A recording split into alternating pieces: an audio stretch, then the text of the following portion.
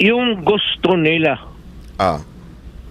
As a matter of fact, magtanong ako sa kanila before before the start of any official proceedings. Sabihin ko sa anong gusto ninyo na marinig ninyo sa bunganga ko. Ganon ang ano ko. O, di ba? Ang linaw po nun. Ano ba gusto ninyo? Sabihin ko. Ay, sasabihin ko na. O, kung ano yung gusto nyo marinig sa bunganga ko. Ano yung gusto ninyong... kasi alam mo, yan ang problema sa nagtatanong at sa nanananong. Magkaiba po yun eh. Yung nagtatanong, gusto talagang malaman yung sagot. Di ba? Yung nagtatanong dahil gustong matuto, nagtatanong dahil hindi niya talaga alam. Iba naman yung nanananong. Ano yung nanananong? Nanananong yung may sagot ka na, gusto mo lang itanong para sabihin niya yung sagot na gusto mo. O yung gusto mo, o yung gusto mong marinig at saka yung magsasatisfy doon sa plano mo. Ika nga. Yung magfulfill doon sa script na gusto mo. Hindi, alam mo may mga ganyan eh, di ba? O, napaganda pa ngayon ni Pangulong Duterte. O, di ba? Ganyan talaga si Pangulong Duterte. O, di ba? Ginagago din nyo eh. Gusto nyo ng gaguhan? O, sige, eto. Pupunta ako doon. Pagdating ko doon, magsasalita kagad ako, mag-i-intro kagad ako. Yan ang sinabi niya, mag-i-intro kagad ako. Sasabihin ko, ano ba gusto niyo marinig? Sasabihin ko na. Gusto niyo ba marinig na nagpapatay ako ng mga adik?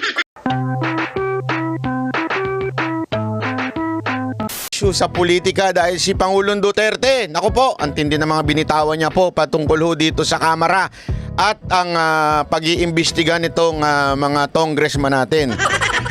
Pero ang pinakamalupit dito ay si Pangulong Duterte ay haharap daw sa Quadcom. Nako, itong pinaka-inaantay ko. Sa totoo lang ako, yan ang pinaka-inaantay kong pagkakataon, yung makaharap nila si Pangulong Duterte at kung paano sila suplakin, ika nga, na ni Pangulong Duterte. Kaya abangan nyo po ating pong pag-uusapan ang sagot ni Pangulong Duterte dito hanggang dulo. Abangan nyo po dahil meron po sa dulong sasabihing malupit si Pangulong Rodrigo Roa Duterte. O eto na, simulan na po natin. Pasok, pasok, pasok! Mr. President. Magandang umaga po sa iyong Sal. Kasama ko si Hana. Ang aking ko-angko. Hana J. Magandang umaga. Yan ang pinakamagandang SMA na, anchor. Si Miss Hana. Hana Montana. Talay. Sa iyo. Kapatid ito ni Nelia Sancho, yung ating Queen of the Pacific. Anyway, dating Pangulong Duterte, kayo ngayon ay binubugbog sa Quad Committee ng mga resource persons na napipilitan yata magsinungaling ng gusto. Nako. Kayo daw, iimbitahan daw ho kayo ng Quad Committee. Ano ho ba ang posisyon nyo rito? Kayo ba dadalo? Anytime ho. Nakatanggap na po ba kayo ng imbitasyon? Wala pa. But I would be happy to appear in both the upper and the lower house of Congress. Without preempting the questions to be asked by the Quad Committee, assuming that you received the invitation, assuming further... So alam mo, ito maganda kay Pangulong Duterte. No? Talagang siya po ay diretsong magsalita. Wala pong paligoy-ligoy. A-attend. A-attend ka ba? Oo. Bakit? O di sige. Mamaya ho, ibibigay niya ang dahilan kung bakit po siya a-attend. At kung anong sasabihin niya. Sasabihin niya yung mamaya kung anong nasasabihin niya po. Pero ayan na po, tuloy natin. That you attend. Ano po bang masasabi nyo sa mga nababasa natin sa pahayagan patungkol sa inyo, patungkol sa war on drugs, patungkol sa mga di umanong kaalyado nyo na bumabaliktad? Ano po bang masasabi nyo ron? Well, let us begin by saying that that is really what is life is all about. Temporary alliances, friendships that are fragile, friendships founded on shaky grounds, But yung friendships that are nakadikit talaga sa lupa, kagaya ng pagkakaibigan natin.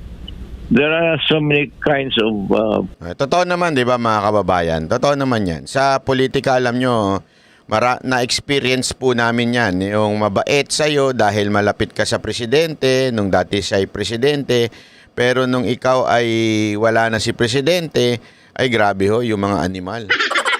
Hindi nyo napapansin? Ito lang naman. Kwento ko lang naman po sa inyo. Hindi nyo ba napapansin? Bakit dati yung mga vloggers na mga patay gutom, yung mga mukhang pera? Dati mga Duterte yan.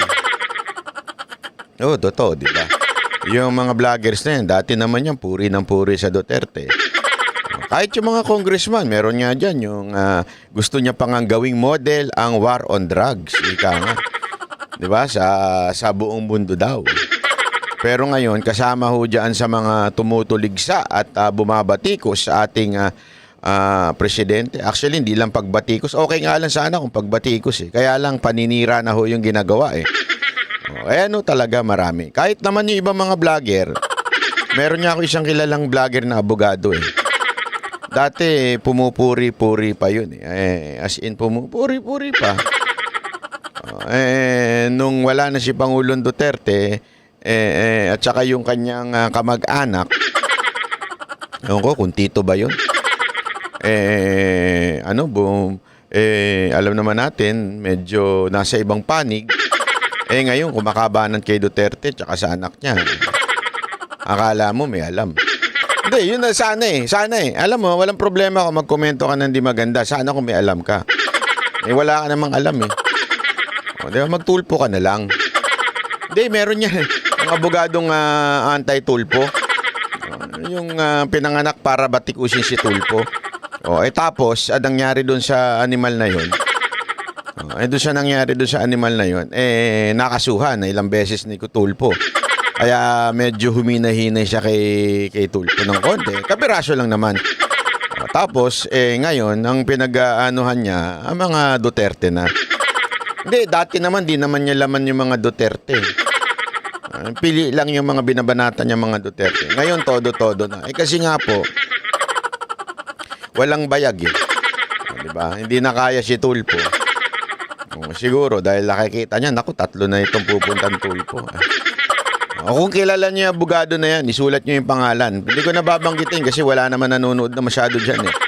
Hindi ko nga alam ba't ko ba nabanggit dito. friendships. It does not really surprise me that mga bagay na ito, politiko ako eh, mga bagay na ito, from time to time, this kind of little crisis or crises would prop up, and we'll just have to deal with the problem as the way that we should deal with any problem in life. Ganun ang tingin ko, Sal. And because there are many persons already called or about to be called or baka may mga ibang tao pa mag-ano, ay kung ito lang naman, it's all about me, di ako na lang. Bakit pa yung ibang tao? Ako na mismo ang tawagin nila at ibibigay ko sa kanila ang sagot na gusto nila. Ayan. Alam mo, parehong-pareho talaga ng puso ni Pangulong Duterte, si BP Sara Duterte. No? Hindi ko, kasi naalala ninyo nung humarap si BP Sara Duterte mag-isa sa Kamara. Sabi niya, para para wala nang maistorbong iba, para makapagtrabaho na yung iba. Anyway, baka mamaya makontempt pa sila. Ako na lang attend. This time, ganun din ang tono ni Pangulong Duterte. Ang dami-dami nyo pang pinatatawag eh. Ako na lang. Ano ba gusto nyo sabihin ko? Hindi, yan o yung ano eh. Ano ba gusto nyo sabihin ko? Sige na, ako na lang. O, di ba? Ano ba ang gusto nyo sabihin ko? Yan ang sasabihin ko. para maging masaya na kayo. Kaya alam mo, kaya nagustuhan ng taong bayan to si Pangulong Duterte. Wala tong di ba, pasikot-sikot. Talagang diretsuhan siya, di ba? Walang kaarte-arte. Ano ba gusto niyo sagot? Yun na lang sasabihin ko. Yung gusto nila, hindi ko gusto. Yung gusto nila. As a matter of fact, magtanong ako sa kanila before the start of any official proceedings. Sabi ko sa anong gusto ninyo na marinig ninyo sa bunganga ko? Ganon ang ko. Di ba? Ang linaw po nun. Ano ba gusto ninyo? Sabihin ko. Ay, sasabihin ko na. Kung ano yung gusto nyo marinig sa bunganga ko. Ano yung gusto ninyong... kasi alam mo, yan ang problema sa nagtatanong at sa nanananong. Magkaiba po yun eh. Yung nagtatanong, gusto talagang malaman yung sagot. Diba? Yung nagtatanong dahil gustong matuto, nagtatanong dahil hindi niya talaga alam. Iba naman yung nanananong. Ano yung nanananong? Nanananong yung may sagot ka na, gusto mo lang itanong para sabihin niya yung sagot na gusto mo. O yung gusto gusto mong marinig at saka yung magsasatisfy doon sa plano mo. Ika nga. Yung magfu-fulfill doon sa script na gusto mo. Hindi, alam mo may mga ganyan eh, di ba? Yung mga asawa ninyo minsan. Yung mga asawa ganyan eh, di ba? Yung nagtanong, pero alam naman, hindi naman na siya makikinig sa'yo. Siya kagaling. Ganyan tanong. Ba't ka nag-overnight? Ano? Nasa opisina ako nag-overnight. Pero alam naman niya na yung sagot. Hindi na kailangan na yun. Kaya lang talagang, hindi ko alam kung nanguhuli o ano. Ganyan. Kumain ka na? Yan yung mga delikadong tanong sa asawa. Kumain ka na ba? Kumain ka na ba? Bakit delikado? Kasi pag sumagot ka ng kumain ka na, saan ka kumain? Siguro may kasama ka, no? Ano? Pag sinabi mo hindi ka kumain, hindi ka ba kumain, no? Siguro may ginawa ka, no? Kahit anong sagot mo, mali. Bakit? Kasi may script na eh. Ano yung script? Meron na siya pinaniniwalaan na isa kang lalakero. Lalakero pala, pambihirang buhay to. Ay, nako! Nayari na. Di ba? So wala kayong ano. Ibibigay ko sa kanila. Bahala sila kung ano gusto naman, nyo itanong. kagaya ito ni Ruena. Regina Garma. Garma. Yan si Garma, laking Davao yan. Laking pulis sa Davao yan. Yan pa sila Leonardo. Marami yan silang grupo, but itong dalawa na ito, grupo ni Garma, were specifically assigned by me to take care sa droga. Yun ang totoo dyan. Ngayon, there is may marinig ka dyan sa narrative ni Garma na magkuha ka ng Iglesia ni Cristo. Ayan na. Sasagutin niya na yan. Di ba, tandaan ninyo. Yung question na yan, alam naman natin, medyo tricky statement, hindi pala question. Statement ni Garma. Napaka-tricky niyang statement na yan. Merong pitik yan sa Iglesia ni Cristo. Pero tingnan ninyo kung paano baliktarin ni Pangulong Duterte yung pangyayari na yan.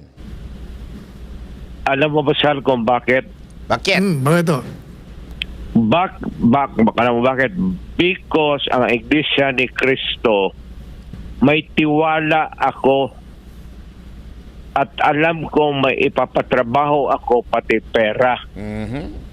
Yung si Leonardo ng Iglesia ni Cristo, sabi ko magkuha ka. Hindi naman kailangan kaibigan mo yan personal. But because of the Iglesia ni Cristo, guys, maasahan mo at yung pera mo hindi masayang, hindi ibulsa, at gagastuhin yan para sa project na pinapagawa mo sa kanila. Oh. Yan ang totoo. Okay, kita ninyo, ang tindi ng banat ni Pangulong Duterte. No? Ayan ang sabi ko nga, ginagawa ninyong paninira, yung INC, paninira, sisiraan nyo INC, babanatan ninyo INC. Okay, sige. Ito talaga, genius talaga to si Pangulong Duterte. Ito sinabi niya, oo talaga, gusto ko yan. Bakit? Mapapagkatiwalaan sila. Hindi sila madadaan sa pera, hindi sila mabibigyan ng nasuhol, ika nga. At kahit sabi niya pa nga, di ba? Kahit hindi mo kaibigan, okay lang basta kasi ito sigurado ka na pag INC mapapagkatiwalaan mo at matitiwalag pag gumawa ng kalokohan. 'Di ba? Ibig sabihin, malalaman na kaagad ng ni Pangulong Duterte kasi siyempre pag tiniwalag, mababalita yan, no? Mababalita yan na doon sa loob. Sigurado naman ako meron din na connection si Pangulong Duterte doon, di ba? So pag nabalita yan, dahil hindi nga tinotolerate yung ganyan, sigurado malalaman niya kaagad. Kaya nga, ayan, kesa na naging kasiraan yung INC, kasi parang pinalalabas, di ba, ng mga congressman natin na mamamatay tao yung mga taga-INC. Yun yung script nila, mamamatay tao mga taga-INC. Napaganda pa ngayon ni Pangulong Duterte. Di ba? Ganyan talaga si Pangulong Duterte. Di ba? Ginagago ninyo eh. Gusto niyo ng gaguhan? Sige, eto. Pupunta ako doon. Pagdating ko doon, magsasalita kagad ako, mag-i-intro kagad ako. Yan ang sinabi niya, mag-i-intro kagad ako. Sasabihin ko, ano ba gusto niyo marinig? Sasabihin ko na. Gusto niyo ba marinig na nagpapatay ako ng mga adik? Eto na. Hindi kasi, eto mga ayun naman, natapon tuloy. Yan, mga kababayan kasi sa totoo lang, ilang beses naman na po sinabi ni Pangulong Duterte yan eh. Itigil niyo yan o papatayin ko kayo. Di ba? Umalis kayo, huling Pasko nyo na. Huwag niyong sinisira ang buhay ng Pilipino, papatayin ko kayo. Di ba? Hindi ko maintindihan. Ano pa ba gusto nilang madinig dyan? Madinig nila na nag-utos si Pangulong Duterte ng illegal? Wala eh. Alam mo, tandaan ninyo, kayong mga, lalong-lalo na yung Chihuahua dyan, yung isang congressman dyan na Chihuahua. Kaya kayo napwesto dyan kasi tinulungan lang kayo ng mayor nyo. Tapos, pinaslide yung kalaban ninyo.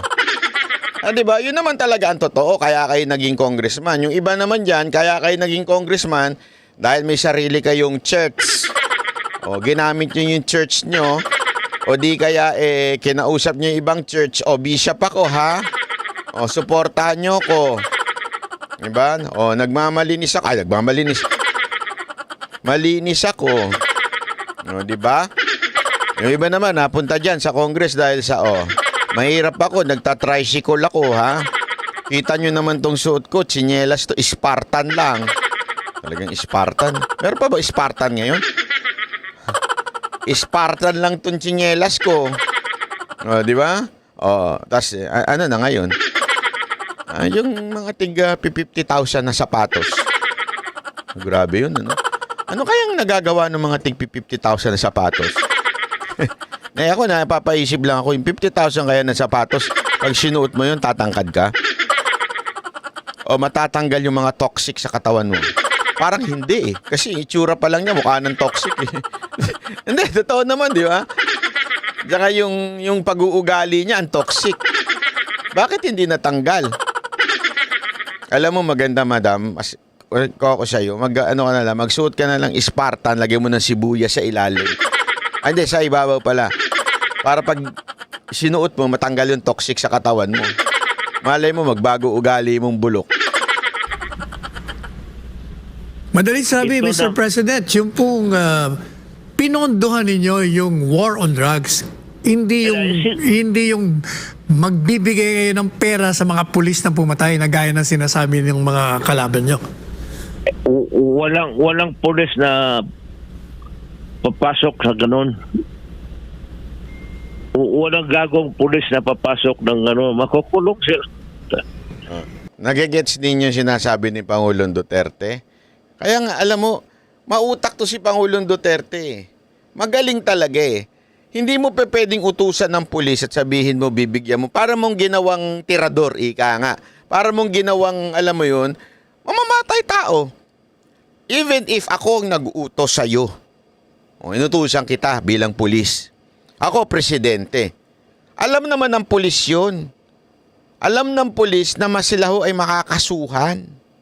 'Di ba? Alam mo nila 'yun. It's not hindi na ho yan kahit pa presidente nag-utos sa iyo. Hindi naman sasabihin ng korte, absuelto na tong pulis kasi presidente 'yung nag-utos. Hindi.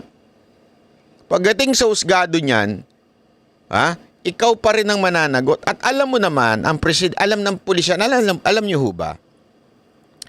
Madalas ho tayo may mga kasamang pulis na kaibigan at atin pong nakakakwentuhan. Alam po nila ang laro sa politika eh. Alam mo nga nila yung laro sa politika kahit do sa PNP chief eh. Kaya nga ho sila napakaingat sa mga utos. Kaya nga lagi ho silang by the paper ika nga. Bakit ho kanyo? Kasi ho, pagdating ng panahon, even yung PNP chief mo, hindi ka sasagutin yan. Even yung mas mataas sa'yo, kunwari halimbawa, ikaw ay corporal o kaya sarhento pa lang, tapos yung kapitan mo, inutusan ka ng illegal. Hindi mo susundin yun eh. Bakit? Yung kapitan mo, anytime pwedeng ilipat yan. Yung kapitan mo, o yung iyong pinuno, o yung superior mo, anytime pwedeng mawala yan. Pag nawala yan, yari ka. Kaya napaka-importante sa mga pulis, yung papel.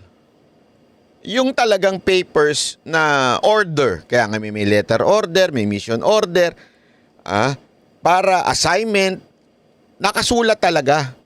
Para pagdating ng panahon, kahit wala na yung mga superior, meron silang hawak na papel, at pag umarap sila sa husgado, may papelo sila. Kasi alam mo nila, panapanahon lang yan.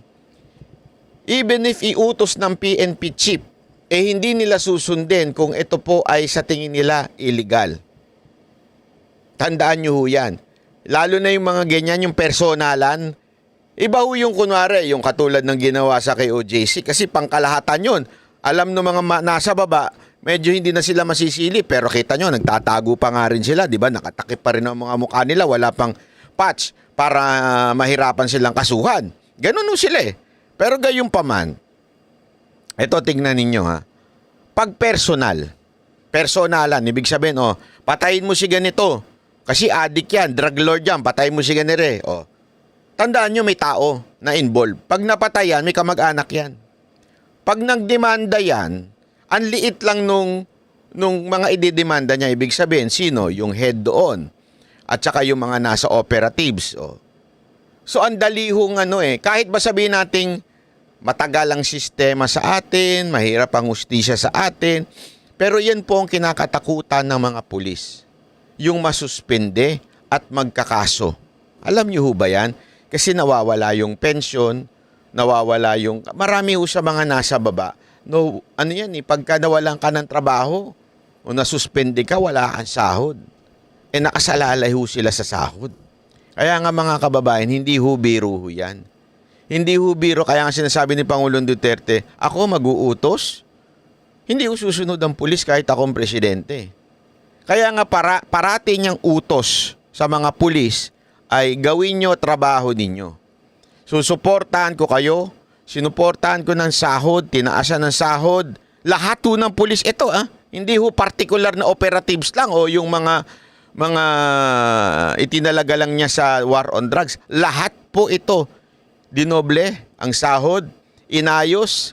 Ngayon nga lang talagang winalang niya yung yung pension. Pero talaga hong inayos ni Pangulong Duterte yan. At ang sabi niya kabilin-bilinan, I will support you, just do everything in legal way. Okay? Just legal lang. Doon tayo, suportahan ko kayo pag legal. Pagka-eskalawag, di ba? Kita nyo, pinapahiyaan niya pa nga yan. At saka alam mo, kilala si Pangulong Duterte. Sa Davao, ganito yan sa mga pulis. Pero pag iskalawag ang pulis sa Davao, tanong nyo sa mga taga Davao, ang dami kong ano dyan. Talagang naka-witness kung papaano. Naku. Parusahan. No? Yun na lang ang term. Parusahan ni Pangulong Duterte mga iskalawag na pulis. Ha? Talagang yari sa kanya. Why would they accept that kind of agreement when it will later on bring their downfall? Magpayag yan sila, bigyan mo ng pera operational funds. Pagkatapos from time to time tanungin ko sila, tapos na ba sir, medyo kulang pa because yung iba nagpunta ng Cebu, yung iba sumibat sa Zamboanga, we have to do more follow-ups. Sabi ko, dagdagan ko yan. Yan ang sinasabi ng reward. Walang reward yan. Nagigets ninyo? Operational reward. Ibig sabihin, extended pa yung paghahanap namin. Nagpunta sa ibang lugar, pupuntahan namin. Pagkain namin, hotel namin. Di ba? Yun yung sinasabi ni Pangulong Duterte na dinadagdag niya, nire-reward niya. Hindi ako magbibigay ng reward. Kung ang pinakamaano sila sa akin is pag mission accomplished, is yayain ko sila sa restaurant, magkain kami, and I congratulate them. In other words, yun ang in other words, Mr. President, yun ang pinaka-reward nila. Giving them recognition of doing their work. Ako witness ako dyan. Minsan nagpupunta ako dati kay Pangulong Duterte at saka itong mga recent. Pagka meron siyang magaling na mga empleyado o nung panahon na dati presidente siya, pag may magaling na siguradong may reward na suha. Hindi totoo. Ikaw talaga. Ako nakatanggap ako eh. Aaminin ko na. Nakatanggap ako ng suha. Tuwing pumupunta ako ng Davao dati, matik yan. May isang karton. Pinakamarami na 2 karton ng suha. True Senator Bongo. Hindi, yan talaga. Hindi kong, alam mo, hindi naman siya nangaano ha. Pero talagang pinakakuripot ng mga politiko, si Pangulong Duterte tsaka si Senator Bongo. Suha lagi. Ang pabao niyan, suha. At saka palainom mo yung pulis. Bilang mo 2 boteng Makalan. Yung favorite ni Pangulong Duterte, di ba? Yung scotch niya. Yung Makalan. Diyan ko natutunan yun. Nastikman ko yan eh. Nung nagpunta kami dyan, binigyan din kami ng reward. Di ba nakaraan, nagpunta kami dyan ng Banateros. Nagkantahan kami, 4 na oras yun. Binigyan niya kami ng reward. Scotch. Makalan. Tinungga namin doon. Ala, nakakalungkot din naman umiinom si Pangulong Duterte. Tikim-tikim lang. Kaya yung nakikita natin sa, iba pumunta ka man ng noong kay sa sa bar ni Bong. Ayan. Di ba? Tingnan mo yung kwento niya. Tugma-tugma talaga. Diyan kami talaga nagpupunta eh. Yan mga pulis na yun man yan sila. Yung magpunta doon na Si Bong, yung kapatid niya. Bar ng kapatid niya yun eh. 4, 5 yun yan sila na ang maripartida ko sa kanila. Hindi yan ang tatanggap ng pera. Nahihiya eh. Yan lang sabi ko, sige, kapon kayo doon. Pag-inuman tayo. Now, dating Presidente Duterte, meron nung lumabas ngayon sa social media.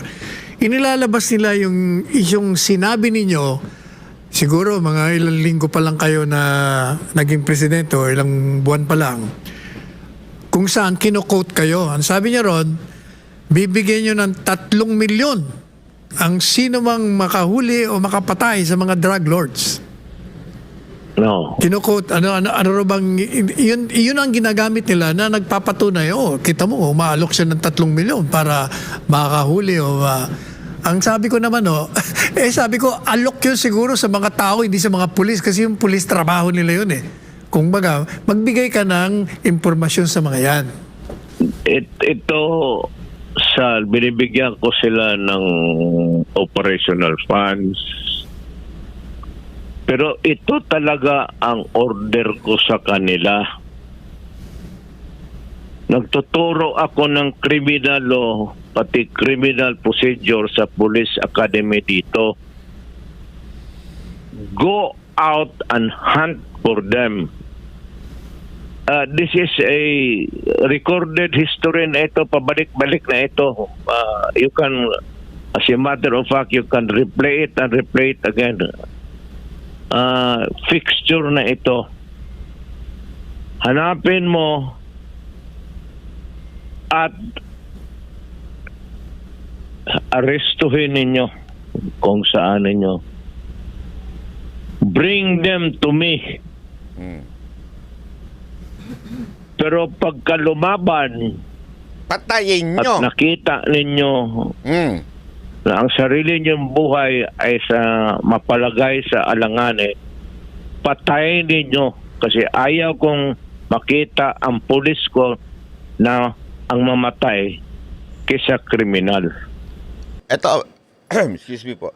Ito mga kababayan, nakailang press con si Pangulong Duterte na yan ang sinabi niya. At sigurado ako kung ikaw ay talagang tunay na isang Duterte supporter, sigurado ako narinig mo na yan. Tama, mali? O, lagay nyo dyan. Oo, ilang beses ko na nadinig yan. Paulit-ulit na para ng sirang plaka, ika nga eh. Diba? Paulit-ulit na yan eh. O, patayin nyo. Pag pumalag, di ba? Patayin na ninyo. Unahan na ninyo. Yan ang paulit-ulit niya sinasabi. Pag pumalag, pag nanlaban, kaya nga, di ba, ginagamit nila yung word na nanlaban. Kasi nga, ayaw niya ngang merong makikita siyang nadedehadong kapulisan. Yan talaga ang order ko. Baski sa Maynila ako mag-lecture noon o dito. Baski saan, ganon talaga. Patayan talaga yan. Yan ang order ko. Pag lumaban at alanganin ang buhay mo, Patayin mo na. Yawn! Yun. Now, former President Duterte, hindi yung mapapasinungalingan ng yung digmaan sa illegal na droga ay naging matagumpay. Nagkaroon ng kapayapaan sa panahon ninyo. Ngayon po ba na nawala kayo sa Panguluhan, ano po bang naririnig nyo? Anong feedback nyo sa ginawa ninyong digmaan sa droga? Yun ba'y nanatili na naging mapayapa tayo o iba ang naririnig nyo ngayon? Ang problema dyan, because if I will answer the question, it would be self-serving. Galing talaga, no? Napaka-humble. I would rather na yung buong badla, let the people make the proper decision. Do you wanna know? Ito, may papakita ko sa inyo. Ayan, nakita niya yan? Ayan. Di ba? Ano yan? Ano yung balita na yan? Dali lang, ililitan lang natin para mas maganda ang ito. Ito yan, papakita natin sa inyo. Drug den. Yan ang balita. Drug den nasa tabi mismo ng Malacanang. Kalat ang mga kahoy at bubog matapos bumagsak ang pangalawang palapag ng isang pinaghihinalaang drug den malapit mismo sa Malacanang Complex. Ang lapit niya, no? Alam ko yan yung lugar na yan kasi nagpupunta tayo dyan eh. Yan yung sa may simbahan malapit, oh. Street na yan mismo ng Malacanang. Harap yan. Nagpulasan pero nahuli rin ang 18 Ayan. Hindi kasi sabi nga ni Pangulong Duterte, yun, no, sa bilyonaryo na news, ano yun, talagang legit yun. Sabi nga ni Pangulong Duterte, kung siyang sasagot, it will be self-serving. Oh, di ba? Let the news answer your question. Canelo. Ngayon, kung sabihin ng tao na hindi ako nakatulong sa ginawa ko, then I am willing to step down from public office permanently.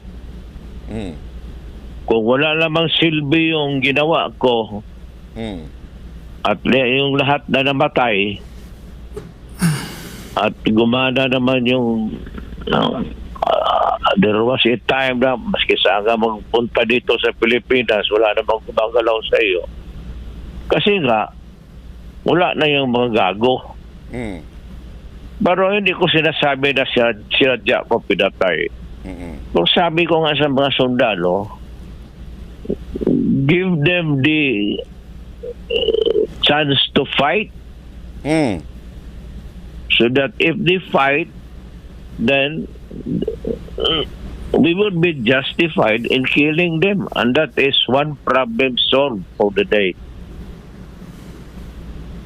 Totoo yan. So, Mr. President, inaasahan namin as soon as you receive the invitation, you will respond to it positively and you will be attending the congressional committee hearing.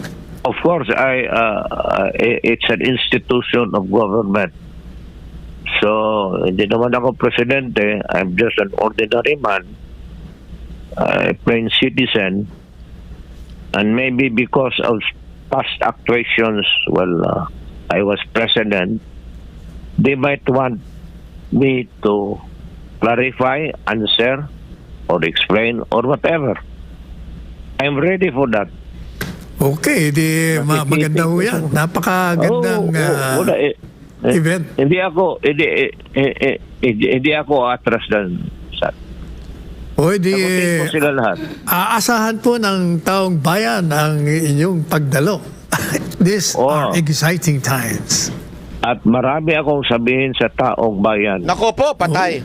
Marami siyang sasabihin. Marami pong salamat, Presidente Duterte. Na-istorbo ko na kayo. Kayo pala bagong galing sa biyahe. Kami po nagpapasalamat ng marami sa inyo sa pagbibigay ng pagkakataon nito. Ako, taga Mindanao, Bisaya. Pero Pilipino ako. Mahal na mahal ko ang bayan ko.